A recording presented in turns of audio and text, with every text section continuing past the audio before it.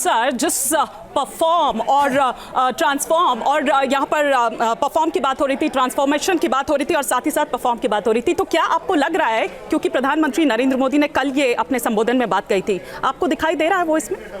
आज ये देखिएगा कि मिडिल क्लास के लिए तो आज एक बहुत बड़ा अनाउंसमेंट है और हमारे देश का 50% तक जो कंजम्पशन है वो मिडिल क्लास ही करती है।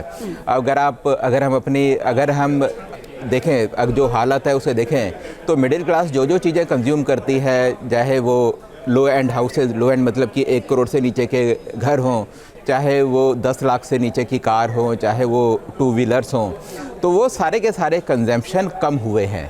बल्कि 2 व्हीलर का कंजम्पशन तो ये था कि कोविड से पहले जितने स्कूटर बिकते थे उससे ज़्यादा कम आज की डेट में बिकते हैं।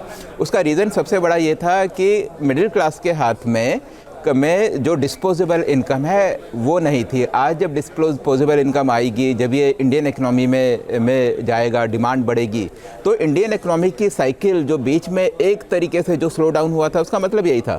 उसके पीछे बेसिक कारण यही था कि जो मिडिल क्लास है उसके पास डिस्पोजेबल इनकम नहीं थी। तो जो इकोनॉमी की साइकिल टूटी थी वो साइकिल मेरे को लगता है कि इससे थोड़ी दोबारा चलेगी। दूसरी चीज़ है कि क्या इससे हमारा टैक्स पेयर्स का बेस बढ़ेगा।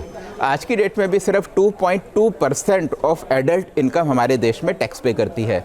अगर हम इसको डेवलप कंट्रीज से कंपेयर करें तो वहाँ 50% अबव होती है, 70%, 80%, 50% से ऊपर है।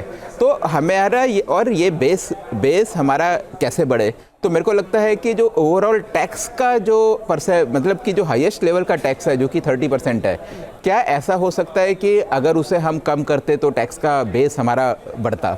तो अच्छा, एक चीज़ तो ये है। दूसरी चीज़ है नौकरी की। मिडिल क्लास में हम ज़्यादा से ज़्यादा लोगों को तब लेकर आएंगे जब फॉर्मल सेक्टर में नौकरी होंगी।